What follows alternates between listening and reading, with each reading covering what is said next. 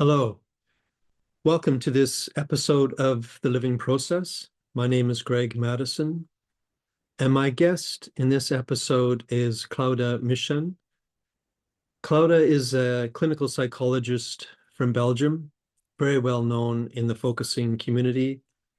He serves on the International Leadership Council, and he's also been very active at the University of Leuven in Belgium on the experiential trainings. And that's one of the things we speak about in this episode. Claude first came to focusing through work with Lynn, also very well known in the focusing world. And we speak a little bit about a couple of his projects. One is the development of working with our existential demons, which is a fascinating thing that he has begun to offer at conferences. And hopefully more of us in the international community will get to sample that work.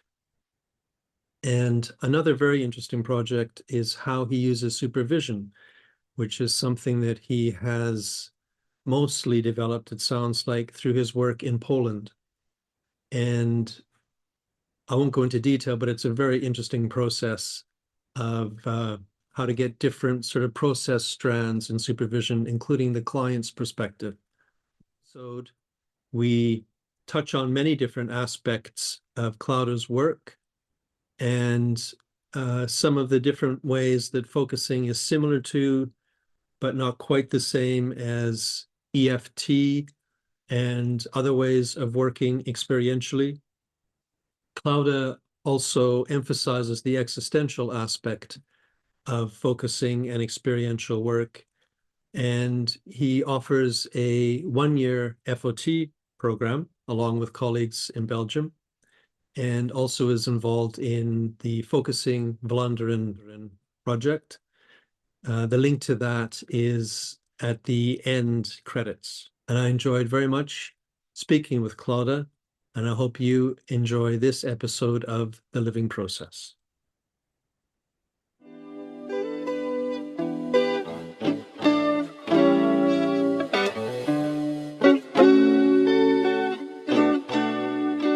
Hi, Claude. Hi, Greg. Welcome, Mhm. and very nice to see you. And I thought maybe we could start the conversation with you just, I mean, I know that many people in the focusing world know you well, but you might tell the story differently. So just curious how you got into focusing, into Gendlin's work, just where it all started for you. Okay. It started rather early in the 80s of the last century, so long time ago, and it started by coincidence. In fact, I was in my last year of studying psychology, clinical psychology, and we had to choose a topic for a master proof. One of the topics was focusing.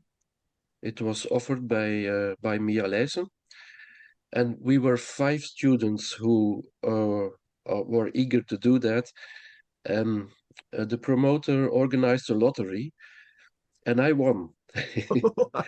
Yeah, so I could make my master proof about focusing with Mia, and I found it so fascinating. I never heard about it, and in that time I started reading Gendling and all around Gendling. So for me, it started very early and it never left me. So afterwards, I started my person-centered therapy. And then there was this kind of transition between Rogers and Jenlin. Jenlin came more into the picture. Yeah. And yeah, and then I started training, focusing myself to give trainings as a young psychologist, young psychotherapist, and I really liked it, and I enjoyed this moving processes that happened there when people got in touch with some deeper layers and they was surprised by it.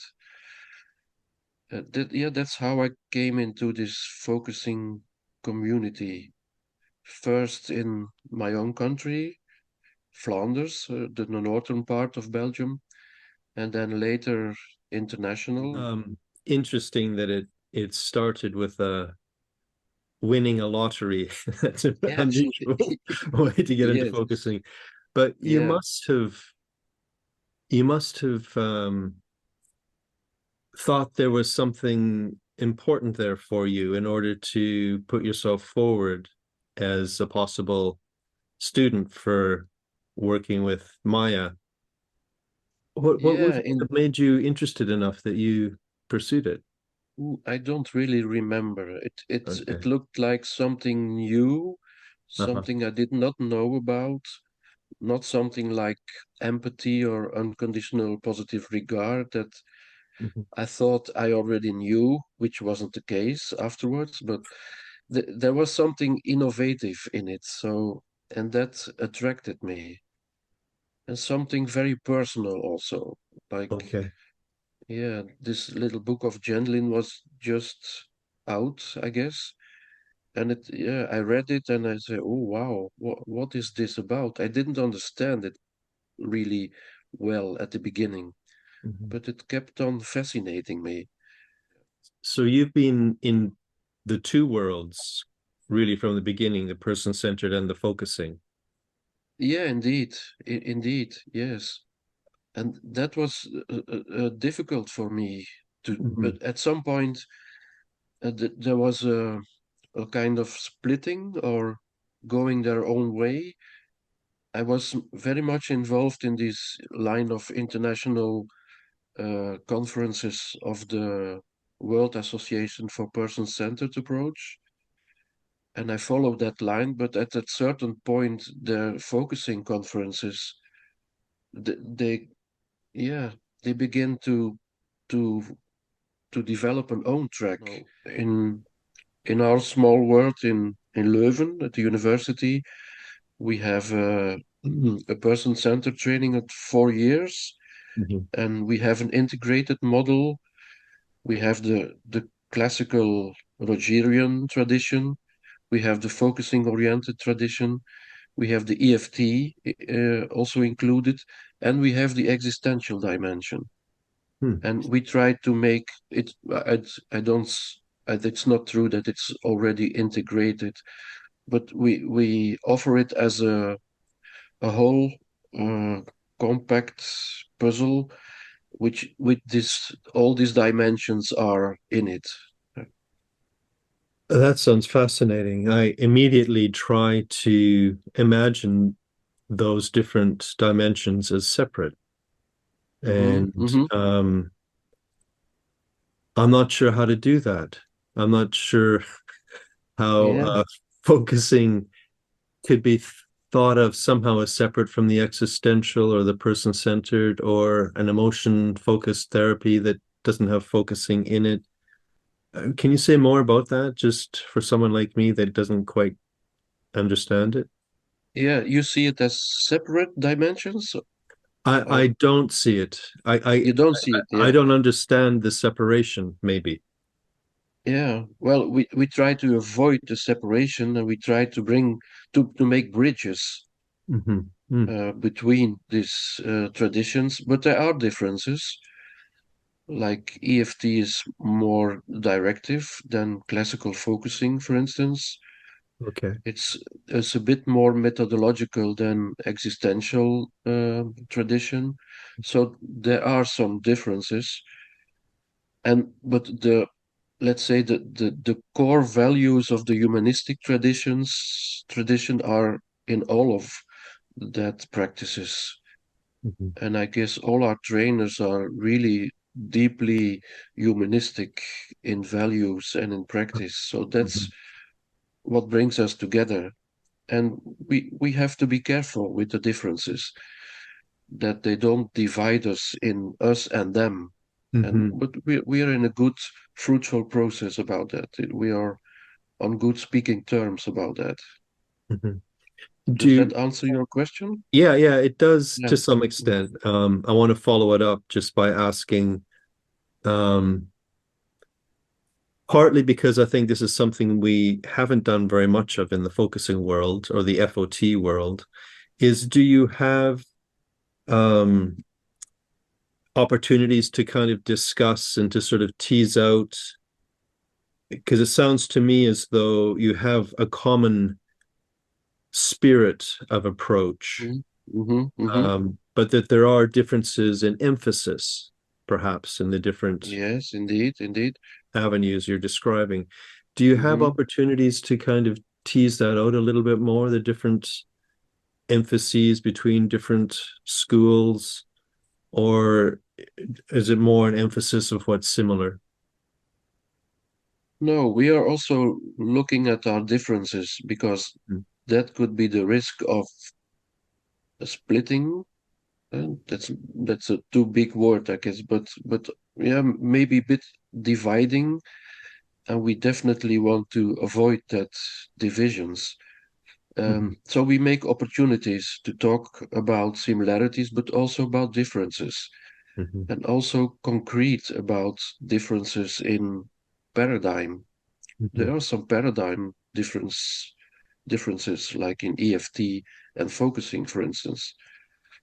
So we try to give that as much attention as we can, and I would like to have it more, but yeah, of course we have all full schedules, and Yeah. but I'm very hopeful about the evolution.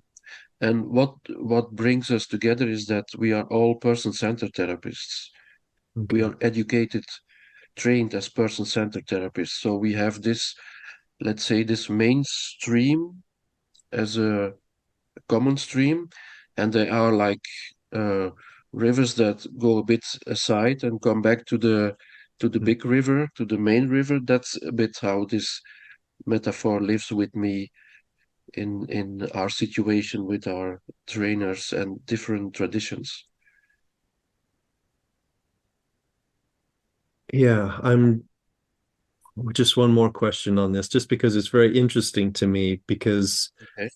I don't think we have had too much discussion about even some of the small differences between us and other approaches that are quite similar. Mm-hmm. And I think you've been in that situation where you've been able to understand maybe some of the smaller, you say, paradigm differences. So I'm curious if you could say, just so that the rest of us could understand a bit more, what sorts of differences would you see between focusing and EFT, for example? Mm-hmm. Mm-hmm. Well, let's say that with I don't want uh, to see it as a black or white situation. It's differences in nuances. It's not just opposites. Mhm. But I think I also had an EFT training in Belgium, so I can see a bit the differences and the similarities. I think the risk in EFT is that it could become too methodological if it's not in good hands, while focusing I'm in this part of the focusing world that see focusing not as a method or a technique, but as an attitude, as a way of being. Yeah. So that's certainly a difference. Uh, we are about to discuss this subpersonalities in EFT. The subpersonalities are interacting with each other, and there is no moderator, let's say. In focusing, we have the self in presence, Mhm. who is bigger than the conflict of the subpersonalities or partial selves. So that's also a difference that we still have to talk about together. So it's not fundamental, but Mhm. there are some issues that are a bit different. That sounds fascinating. That's a great example. Now I'm beginning to get a sense of uh, kind of how exciting it could be to sort of Mhm. tease apart, and even, I guess, from a focusing perspective, to temporarily adopt someone else's method just to see Mhm. what it does. Yes, Eh, yeah. Hmm. Yeah. Yeah.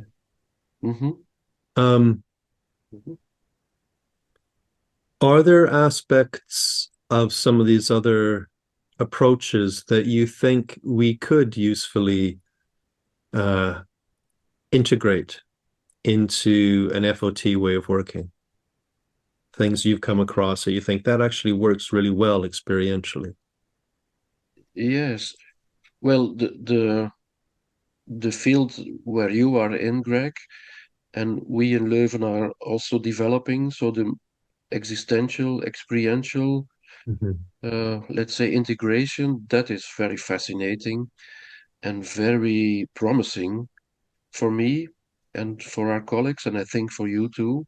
mhm, You know about this existential demons model I developed to work with our deepest fears and anxieties and demons in an experiential, in a focusing way. mhm. So that is very promising for me to bring this together, to bring the existential into the experiential, the focusing, but also another tradition is that of voice dialogue. uh, Um, I also had a few sessions in voice dialogue for my own process, Mhm, so I don't know it in theoretical terms, but in one of my workshops where I work with the inner critic as a subpersonality, and we have a dialogue with him, uh, not like EFT in dialoguing with the experiencing self, so with the person itself, but we put him apart, set him apart, and we have a dialogue with the therapist. So, and the inner critic of X.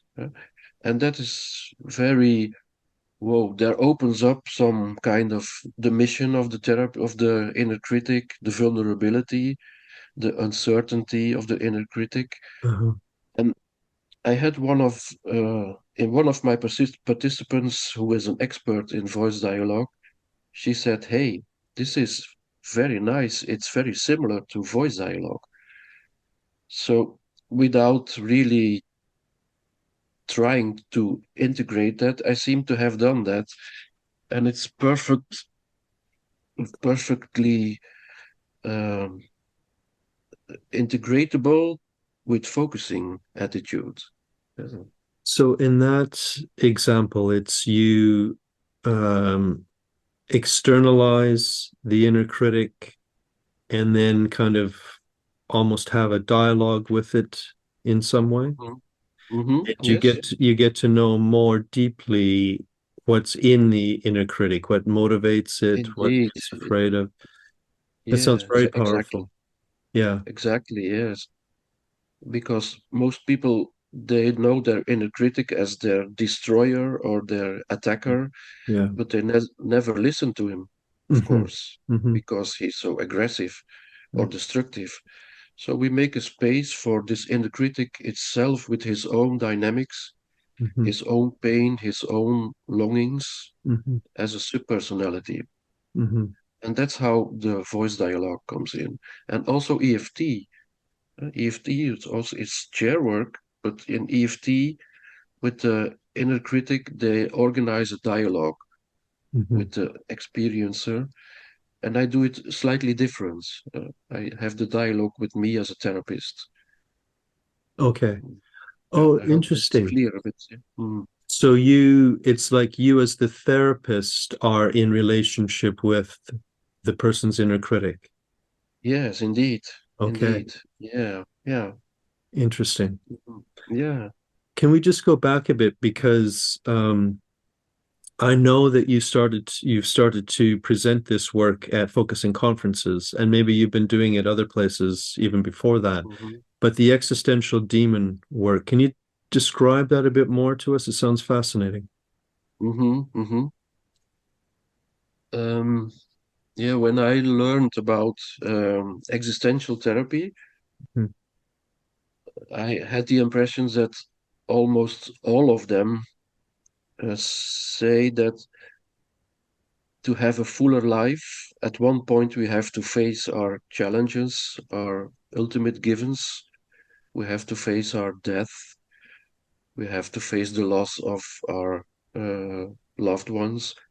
We have to face the fact that maybe there is no real meaning in all of this.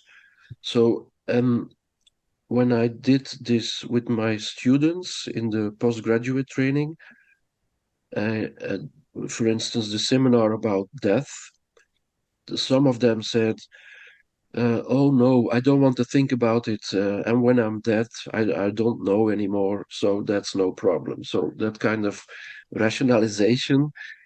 And other part of the group said, "Oh no, that's too heavy," and they were overflooded by fear or by sadness. "Oh, my grandmother is dying, and I don't want to."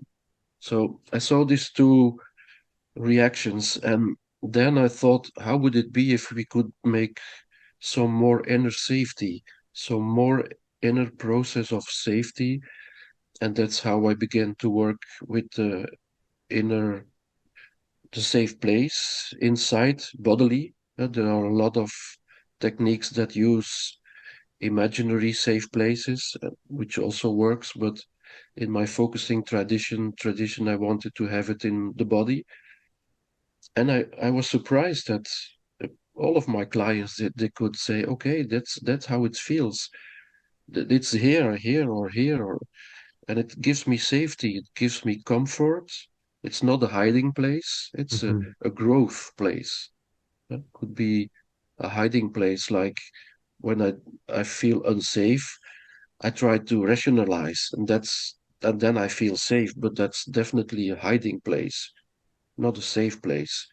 And that's how I developed it, Greg, to I worked further with it and in many contexts, in especially in Warsaw. I go to Warsaw every year for 2 weeks, and I have there 2 weeks of focusing oriented therapy training.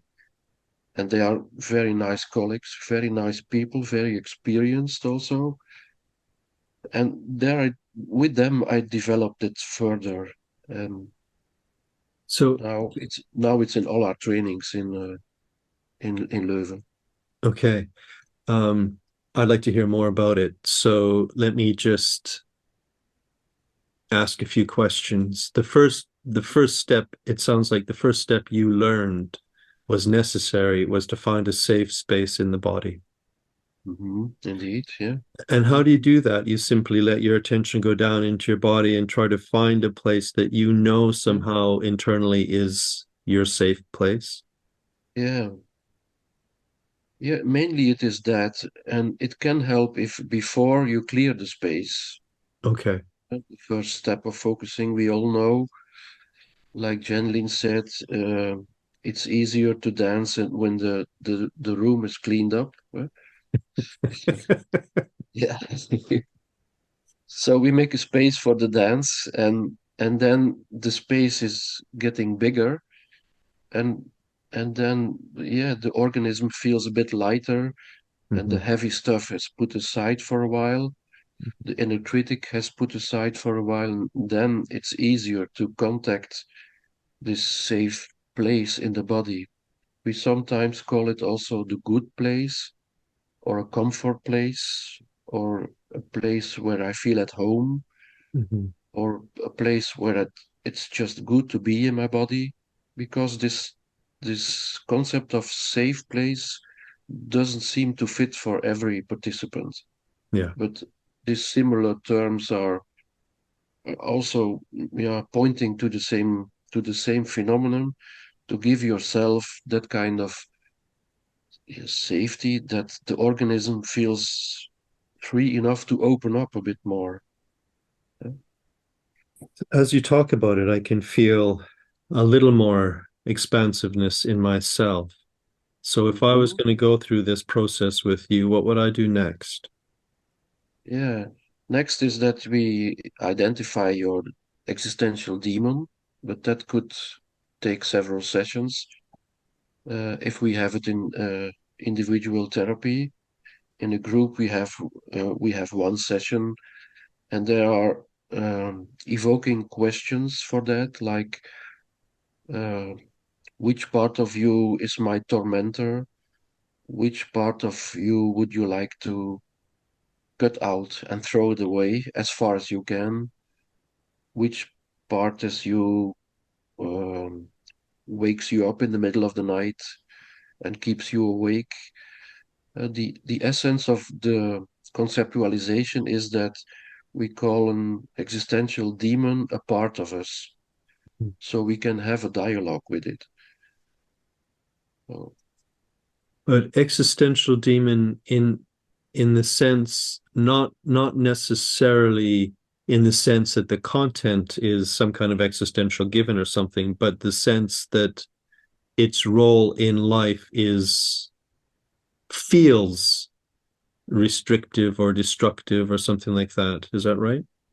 yeah, it could be like you say it, but it can also be connected to the existential givens. Okay. So, like feeling anxiety of being left behind and being the only person in the world, or the awareness that what I do, how I live my life, doesn't make any sense at all, which can be very disrupting and dysregulating.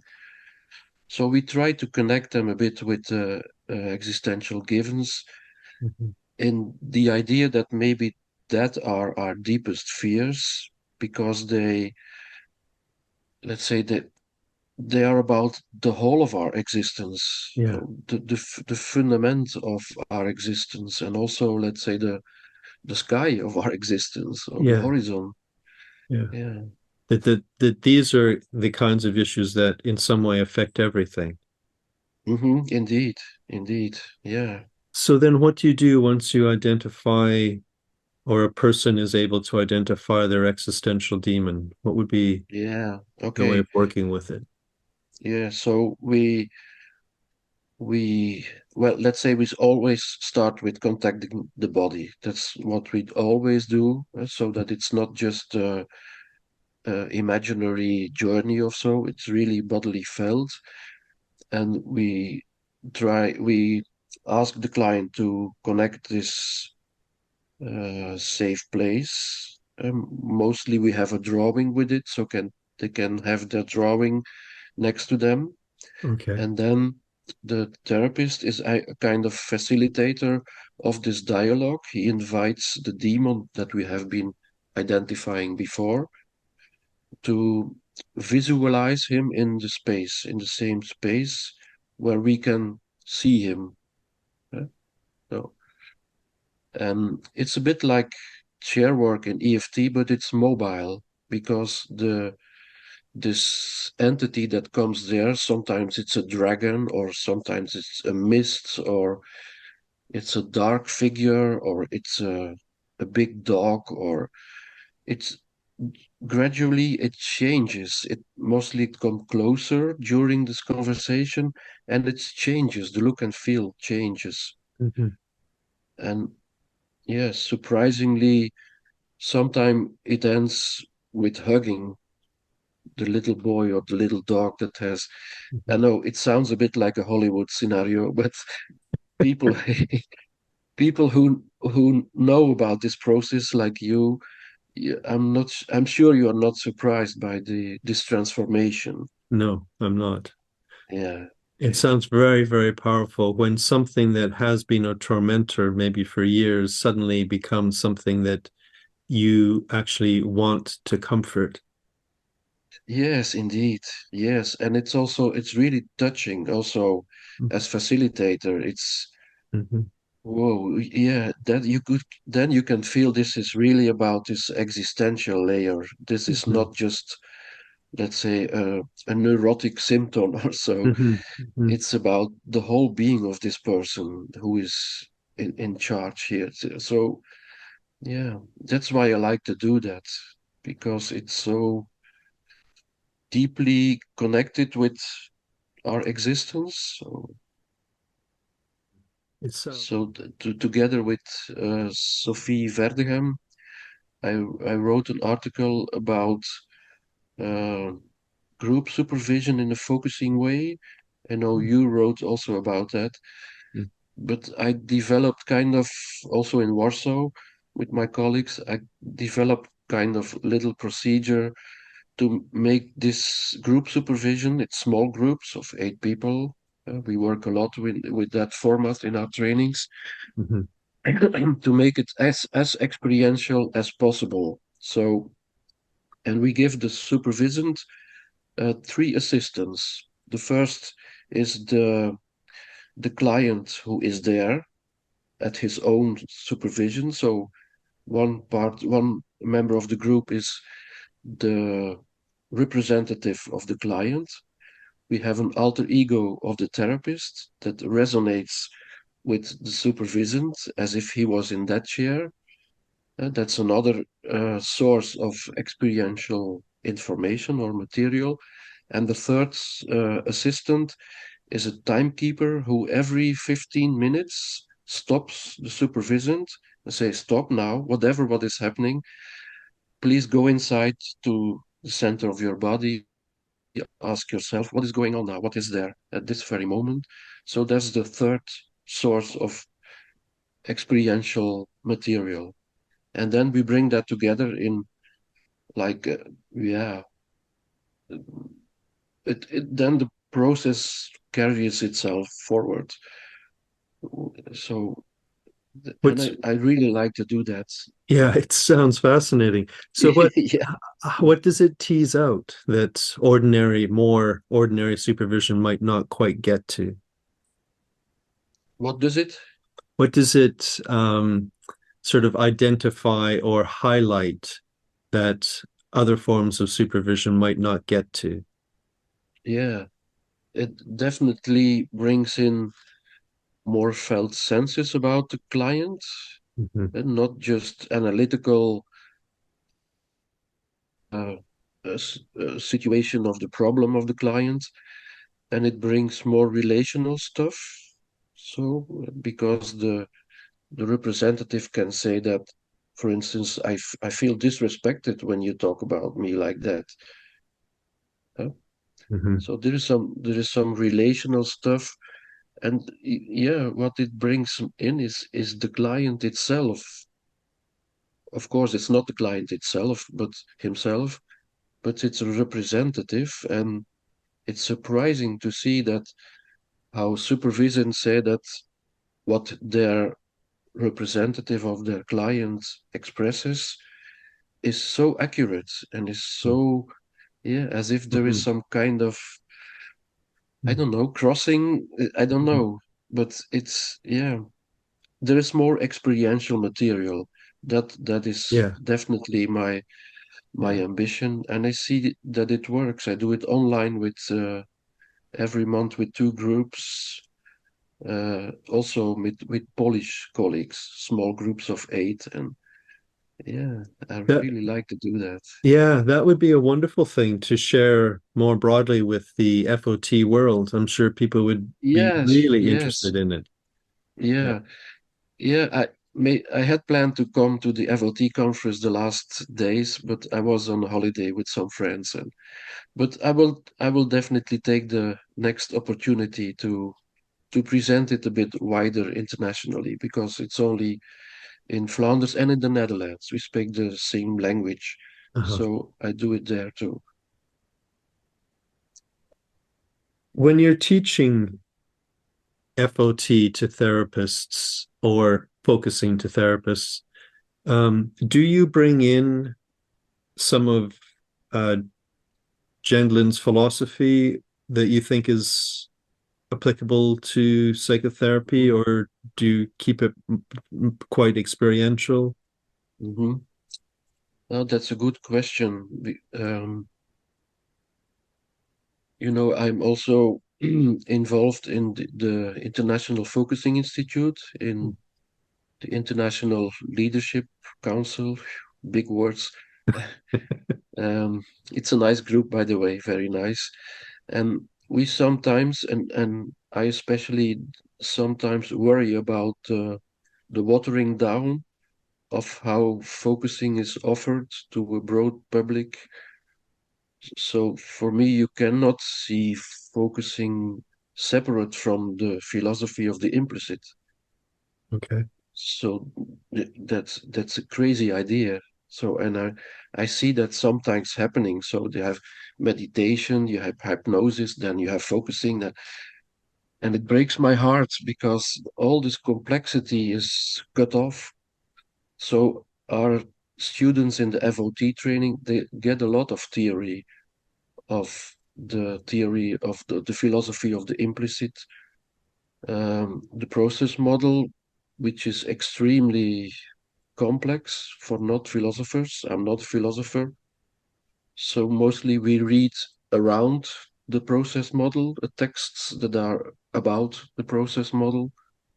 Um, so yes, Greg, for me it's very important that we teach our FOT students the tradition and the philosophy and the complexity of Mhm. focusing. It's not just a method. So Yeah. mhm. So what aspects of the philosophy do you feel it's important for therapists that want to work in this way that they have some understanding of? Are there particular things that you think you really need to get that in order to work in this way? Mhm. Well, the relation first comes first, I guess. So when I'm in my therapy room with my client, there are two implicits that meet in Mm-hmm. the same implicit space. It's not just two mouths that are talking to each other. Mm-hmm. Two bodies meet in this interaction, which is an, an implicit space. And yeah, what I also like is a sense of wonder. So there is always more. I have two grandchildren, and they really live that sense of wonder. And it's very, yeah, I learn a lot from them to not think that you already know and yeah, we've seen that and know what will come next. No, just be open, be curious. For me, that's focusing is a bit for me the art of letting surprise yourself Yeah. by what is not there yet, or the implicit that wants to come. The not knowing also, which is not really not knowing. It's not that we don't know anything, but the attitude of bracketing what you know and be open for what comes and what wants to come more.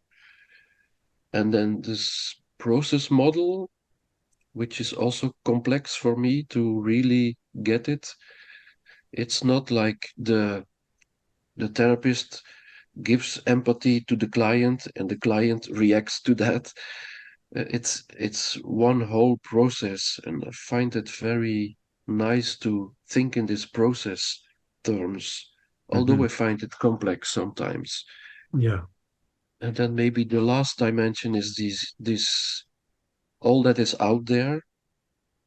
So connection with the universe or with the cosmic energy or all of life or and also the support from all that is out there.